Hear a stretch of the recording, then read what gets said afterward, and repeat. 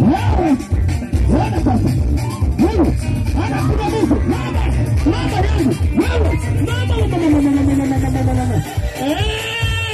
Ayayaya anamuingiza wapi? Mama. Wewe atakula makana chicha.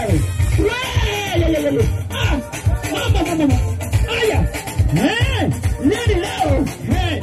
Mambo ya Yesu. Haya ni mambo ya Yesu. Mambo ya Yesu. Wewe. Mama yangu. Anatoka gani? Huyu atoka na ndizi huyu.